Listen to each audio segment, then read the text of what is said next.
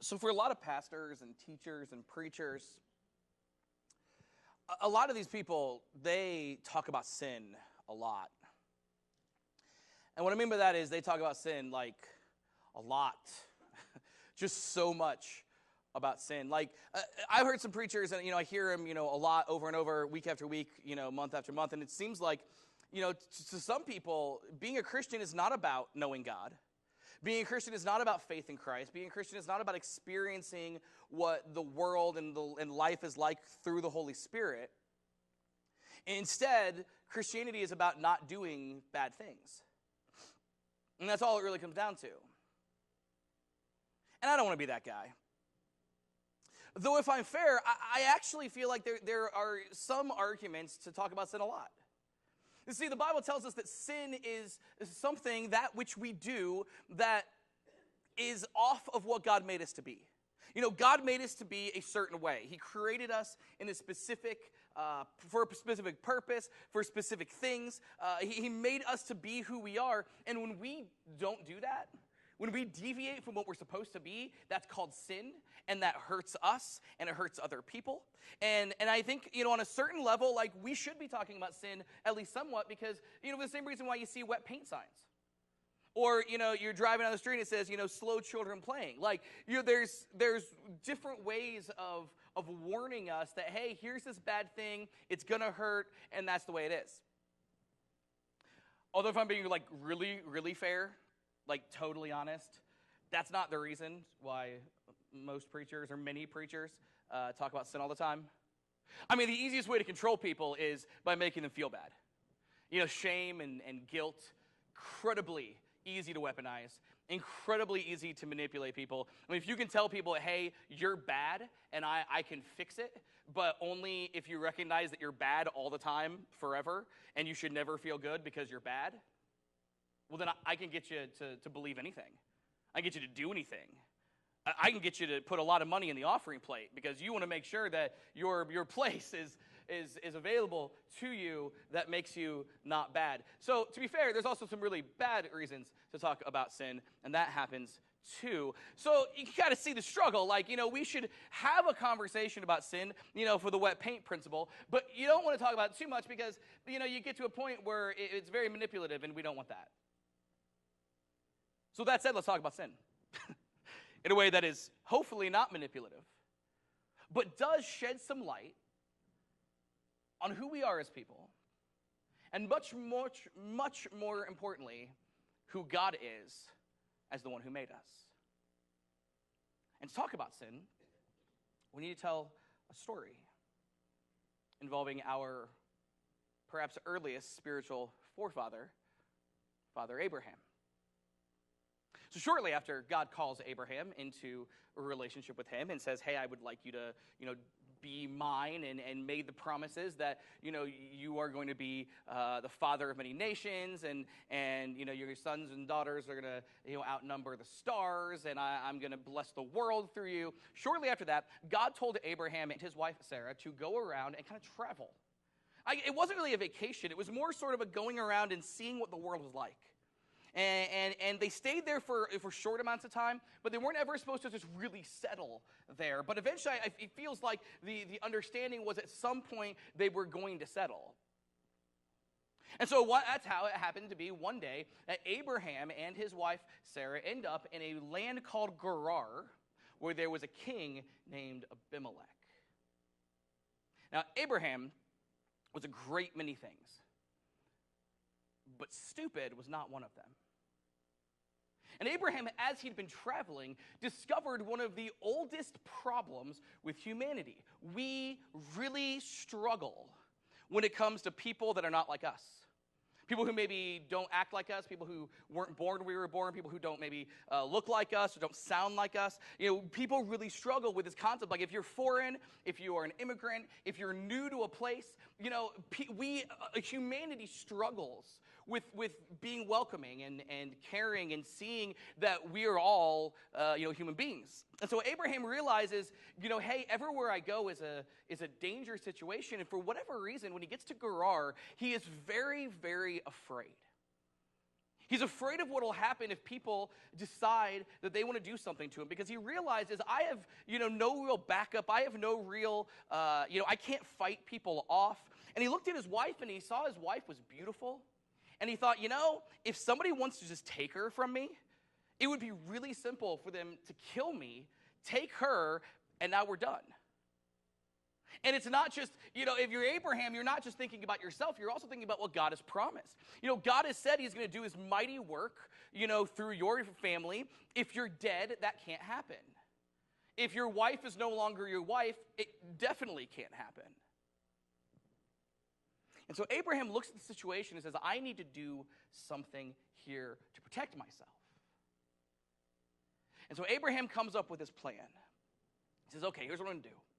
I'm going to tell everybody that my beautiful wife, Sarah, is not my beautiful wife.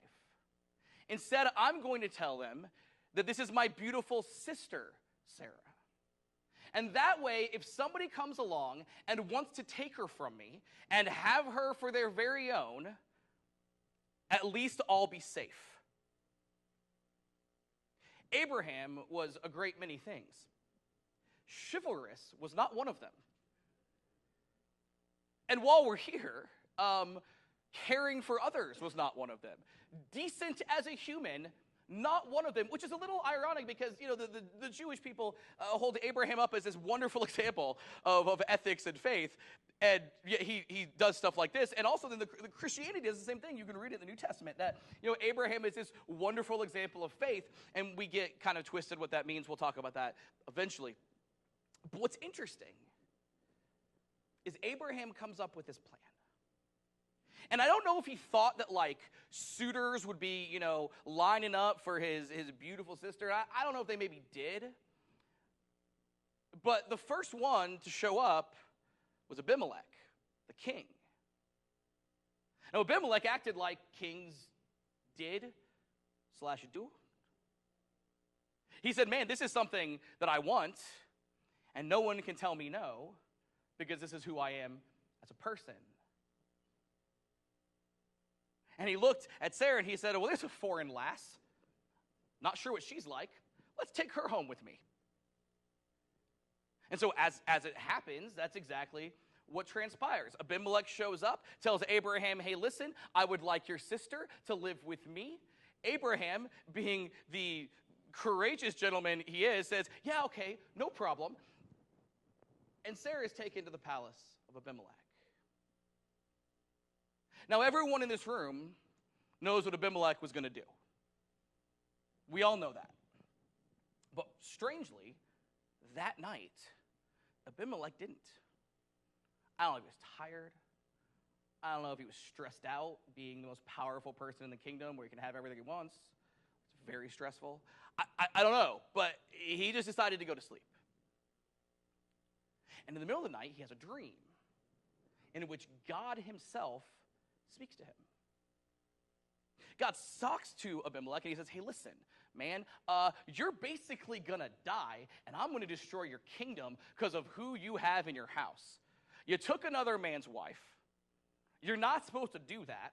I don't want you to do anything that you're planning on doing, and if you do, I'm going to kill you and wipe out your country. It's interesting, Abimelech kind of freaks out at this moment. And if I were him, I would freak out because, I don't know, God's talking to me in dreams. What's interesting about the story is Abimelech is not freaked out by that. He's freaked out. In his own words, he says, okay, listen, Lord, I didn't do anything yet. I'm innocent. As if taking other people to your palace is innocence. He says, look, I haven't touched her. The thing I'm going to do, I haven't done it yet. So maybe don't kill me and my people? And God says, listen, I know, I'm aware because, I'm God. I'm aware of what you've done and not done. Also, I'm the one that made you go to sleep without doing anything because I wanted to give you a chance to do the right thing. Yeah, that's why you were so tired/stressed out from your very difficult life as a king who gets everything he wants. So I get it. This is your chance to do the right thing. I want you to go tomorrow. I want you to take Sarah back to her husband, and I want you to ask him to pray for you because of what you have done. Abimelech probably did not think this sounded all that fair at all. But what I can only imagine is like the sun's first rising. Abimelech says, okay, it's the next day now. Let's take Sarah back to Abraham. So Abimelech takes Sarah back to Abraham. And he says, hey, listen, turns out I don't want your sister to live with me. Also, how could you? Like, how could you lie to me and treat me this way? What sort of person lies?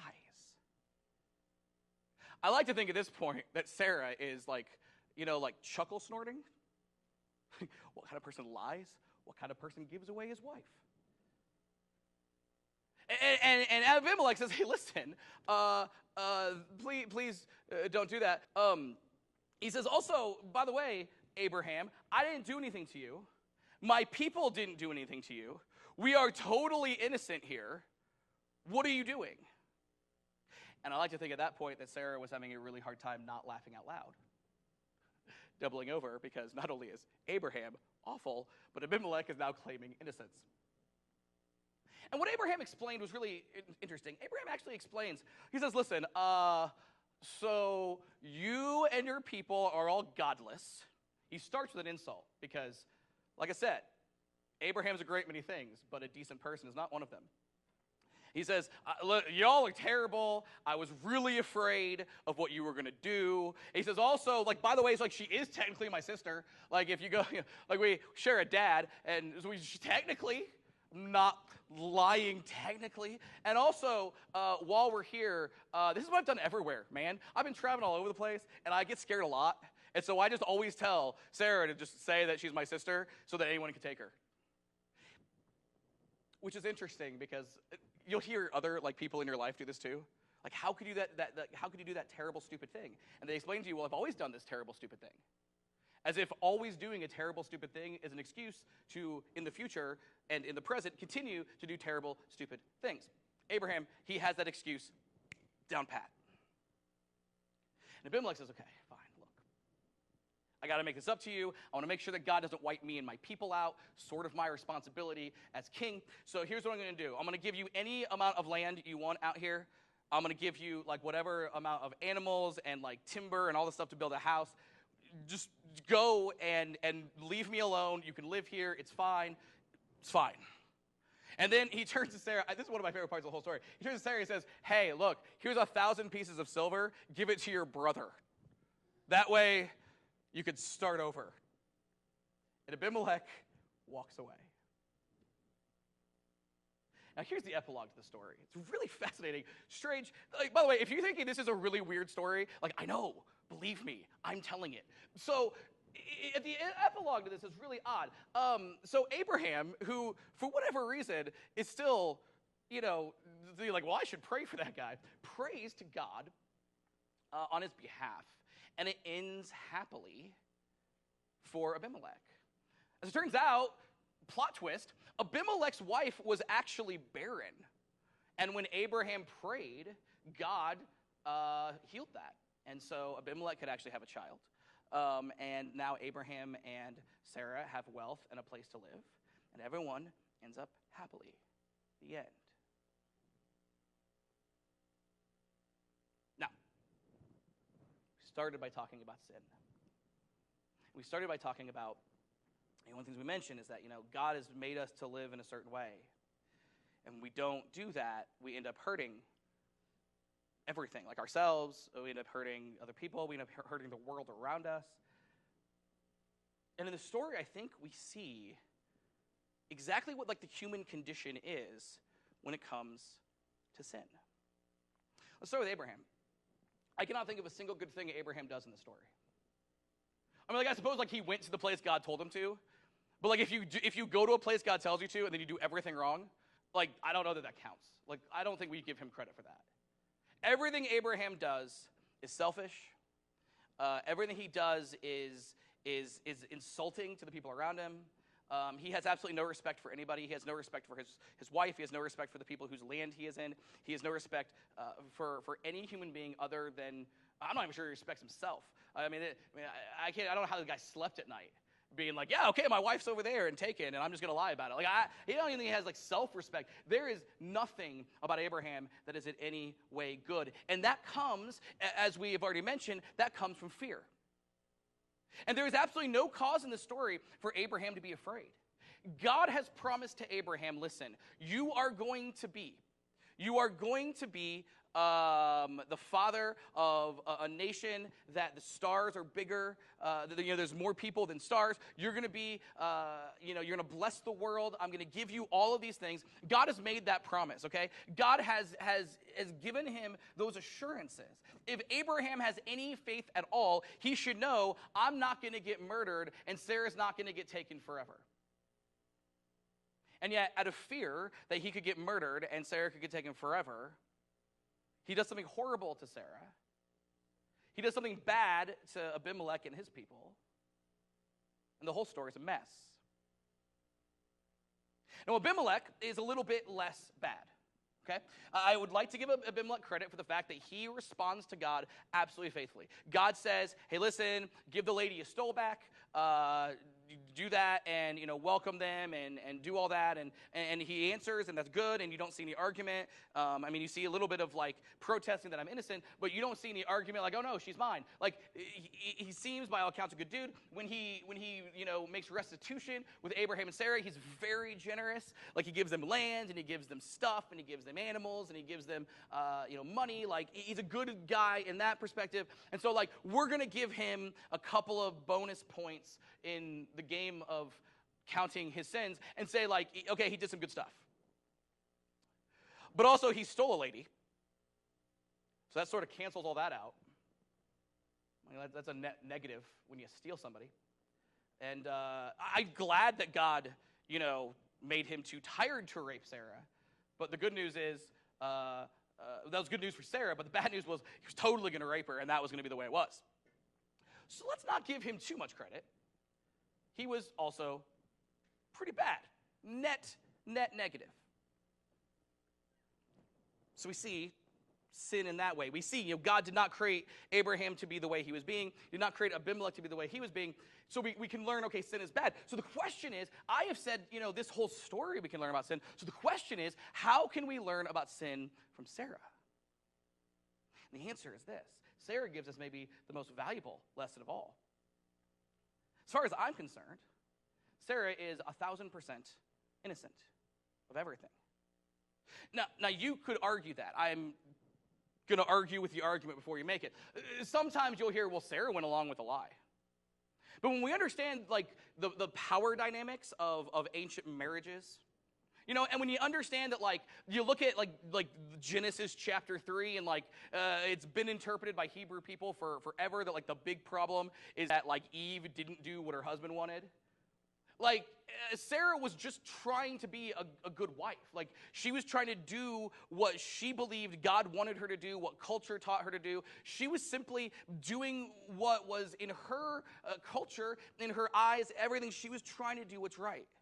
Which is why she went along with this crazy, convoluted plan when her husband said, yeah, I'm going to say you're my sister, and then if somebody takes you, then I'm safe.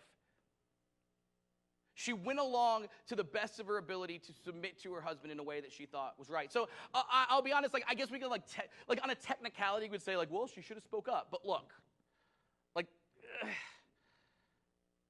she really couldn't. And yet she suffers the most.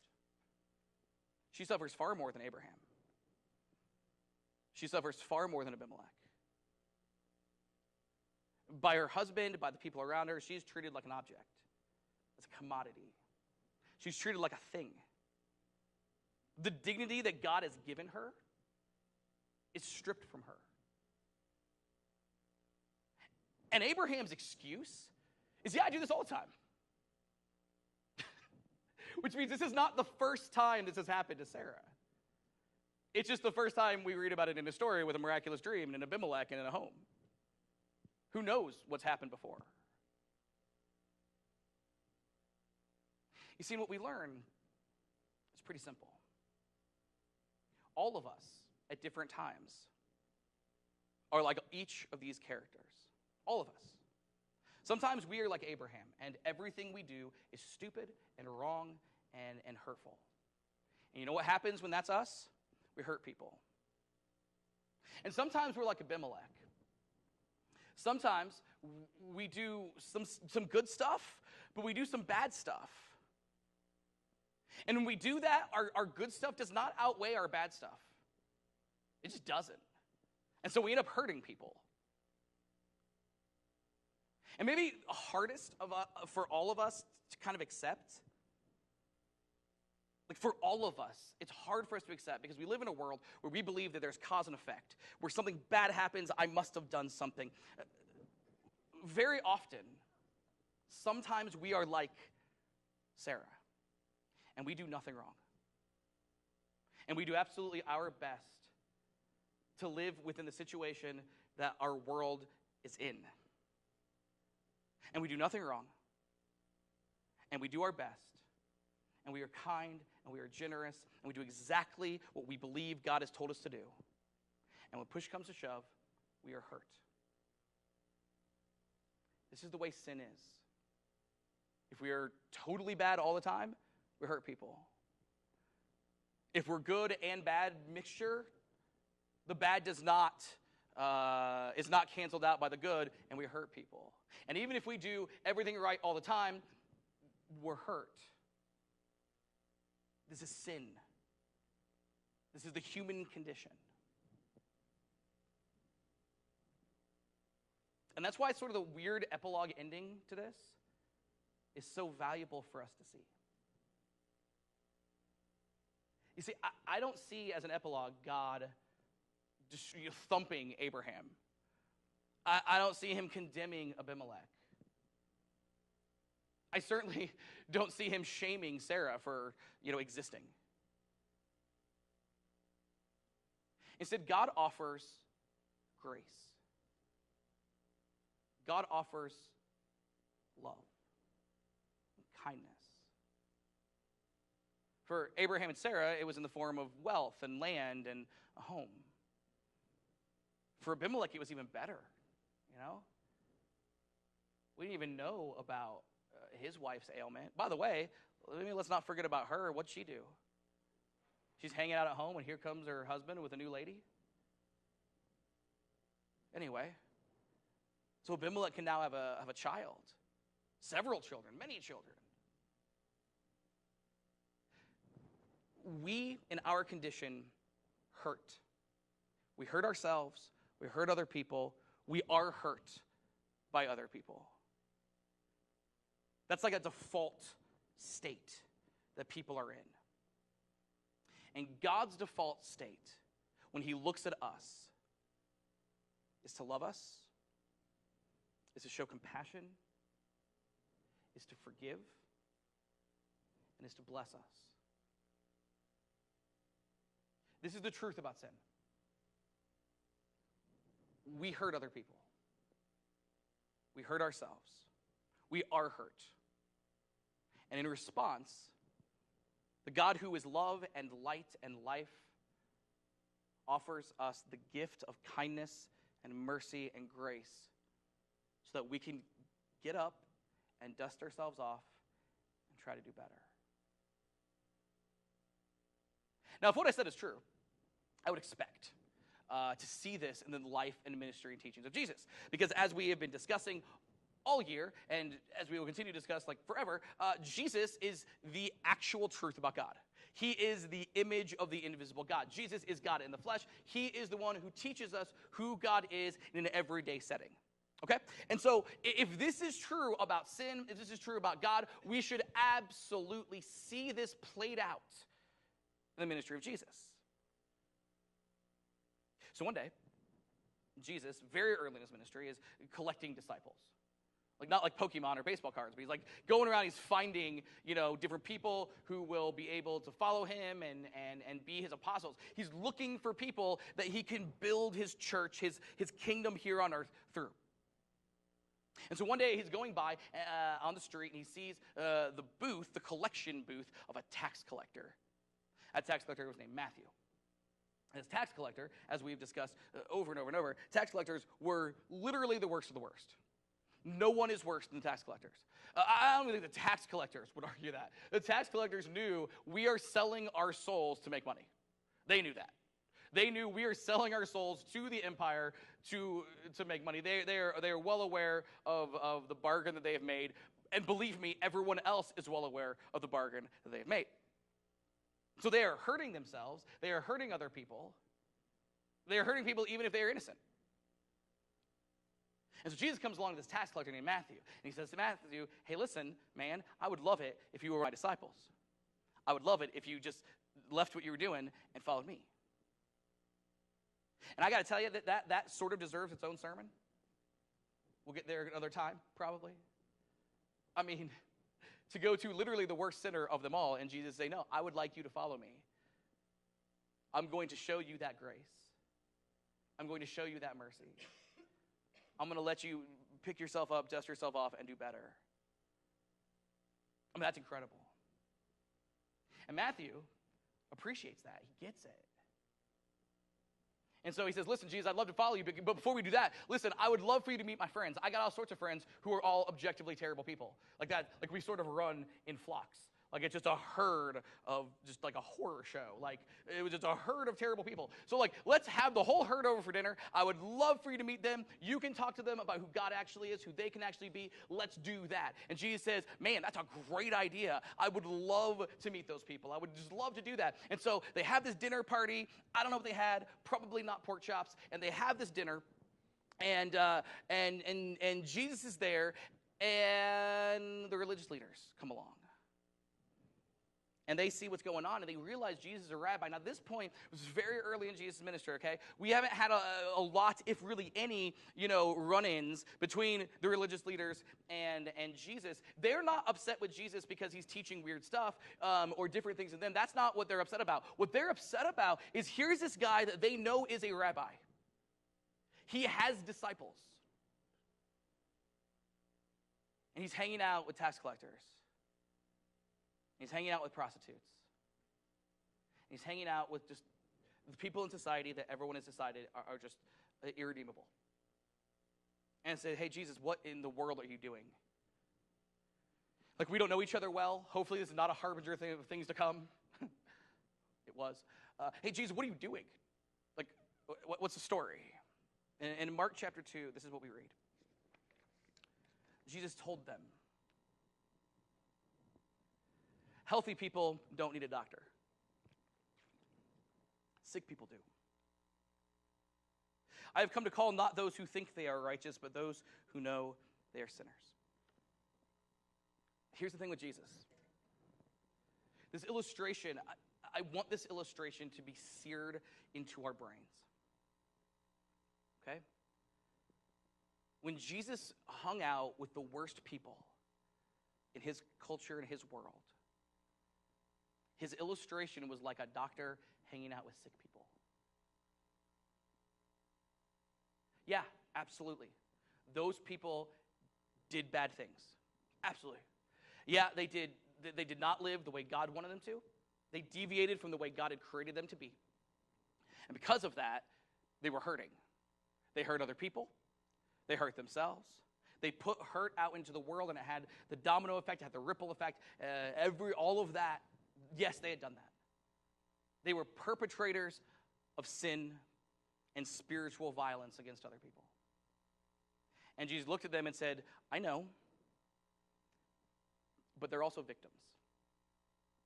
A person who gets cancer is a victim of cancer. A person who gets diabetes is a victim of diabetes. It's the way illnesses work. If you get the flu, like even if you didn't go get your flu shot, which I never do, but a lady at Walgreens told me I need to, so I think I might. If you have any thoughts, let me know later. I'm undecided. Lady at Walgreens was super into it, though. But if you get the flu, even if you didn't get the flu shot, like it's sort of inappropriate to be like, oh man, you deserve it, you did something. No, like there's germs and they attack, and then we're like, oh, we can't see those, so we can't do anything about it except for wash our hands a lot, and then we get these immunities, and it's this crazy thing, and suddenly now I have the flu, and I feel terrible. Like I've never heard of anybody, maybe somebody's out there, but they're wrong, but I've never heard of anybody that goes around and is like, well, the flu got you because you deserved it. You don't go to the doctor's like, you moron, you have the flu. No, it's, oh man, I'm sorry, you've got this thing, you're a victim of the flu, let me help you. Jesus looks at us as sinful people, and he says, hey, let me help you.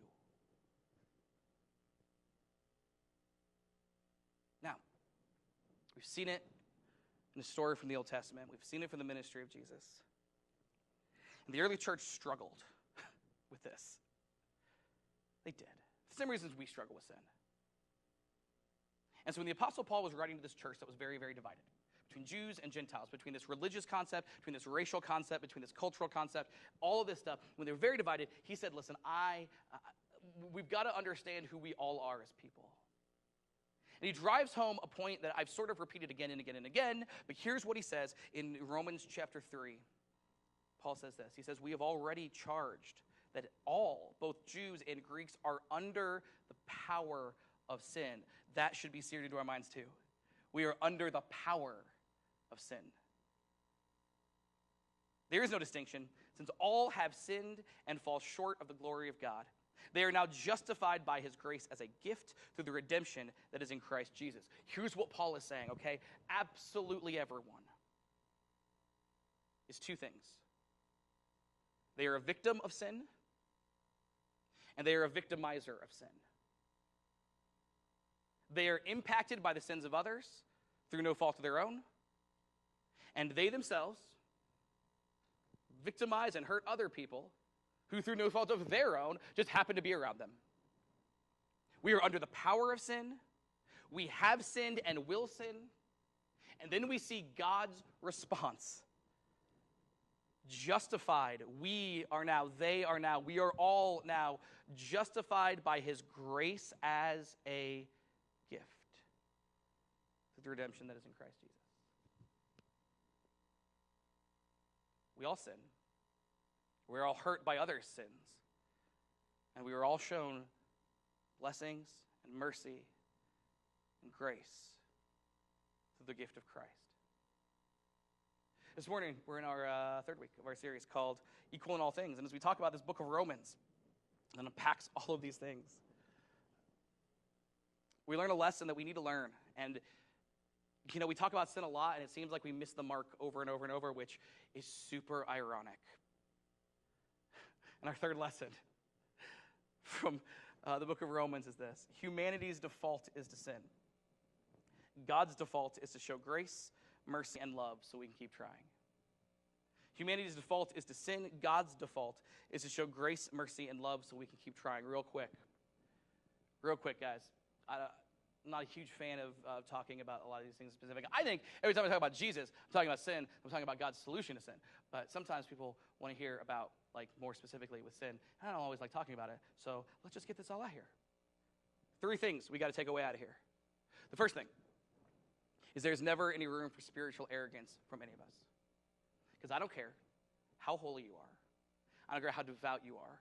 I don't care how good you are. I don't care, like, how many Bible verses you can quote or how long you've been in the church. I don't care how nice you are. I don't care how loving you are.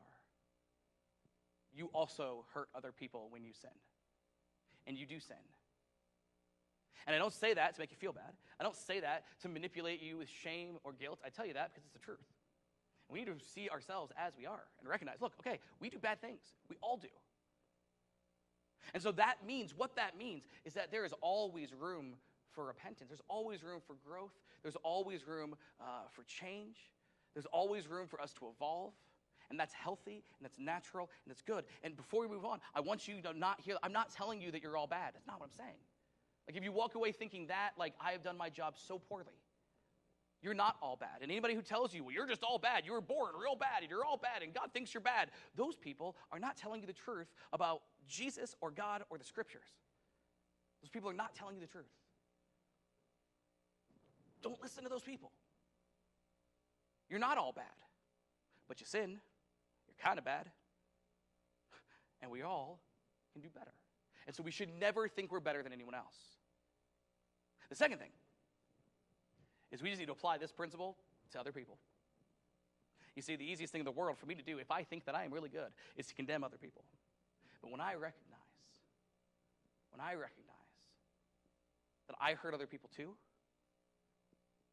then I can begin to have a little bit of compassion and understanding for other people. When I understand that Jesus called sinful people sick in need of a doctor, I can start treating people the way I do when they have the flu. And say, hey, listen, I get it. That could be me. That is me a lot of times. I'm probably getting the flu, guys. I've now talked about the flu enough. I'm getting it.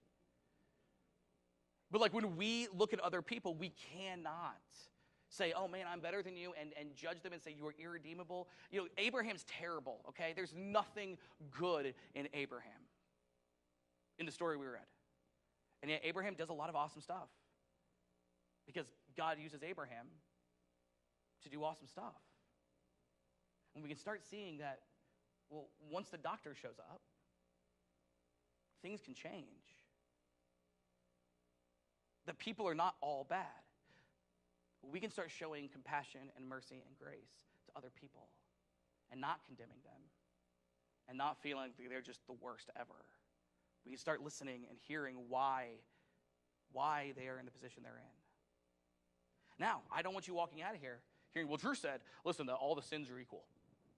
That my sin is just as bad as that guy's sin. Guys, that is the most toxic. Like there are people who do way worse things than you, okay? It's why we're friends.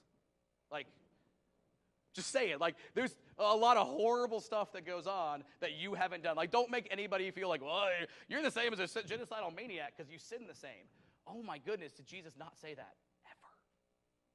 In fact, Jesus one day specifically said, well, that guy's sin is not as bad as your sin. It's almost like Jesus believed that not all sins were the same because he said they weren't, and so we shouldn't either. That is super toxic. Don't believe that. But recognize that, everybody who sins is a person who needs mercy. And that leads us to our third thing. And I'm so tired of fighting the same fights about God. So many Christians believe that God is a bully, that he's a tyrant, that he set us up to fail. Like he made people, it was like, ha-ha, they can never do it. I will make these beings in my image, and then I will watch them flail about, and then I will burn them forever because they flailed about, which is what I made them to do. Like, that's not God. Okay, like in no way is that God. God is not a bully. He's not a tyrant. He did not set you up to fail. Okay? Who God is the God who looks at a terrible story and says, I'm going to offer grace and mercy anyway. Abraham and Abimelech are terrible. Sarah is in so much pain. I'm going to offer them blessings. So that way maybe they can do better. Who God is the man walking down the street and seeing the worst sinner ever and saying, you know what, man, I would love it if you were my disciple. I would love that. And that guy says, man, would you meet all my friends? They're also terrible people. And Jesus says, man, I would love that even more. Let's just meet everybody and just hang out with all the terrible people. I mean, God is the God that Paul wrote about when he says, we are all under the power of sin, and we all sin all the time. And yet, through the gift of Christ, nothing we've done, what Christ has done, man, you'll be justified. You'll be whole. You'll be forgiven. That's God.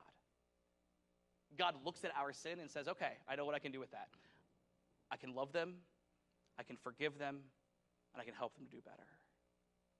And that is the God that we serve. That is the God that we love, and that is the God who has called us to follow him each and every day. This morning, the musicians are going to come forward. They're going to sing a song. We offer an invitation each and every week. Take God up on this offer. We are to repent. We are to be baptized. That sounds like two things. I promise it's just one. We say, I want things God's way. I want to be part of that kingdom of that God. And when we were baptized, it's like our old selves being put to death. It's like our new selves being born again. It is literally a picture of us dusting ourselves off, getting back up and saying, okay, let's try this again. The Bible teaches that through that, we are forgiven. We are given God's Spirit. If you've never made that decision, let's talk about it. Today, tomorrow, whenever, let's talk about it. If you're an immersed believer in Christ, you're looking for a perfect church home, this place is not it. We do serve a perfect God. We want to connect. We want to call. We want to cultivate. We want to meet new people. We want to share the gospel. We want to grow up. When we do it, we want to understand who we are. We are sinners in need of grace, serving a God who offers grace. And doesn't that work out just beautifully? As we stand and as we sing.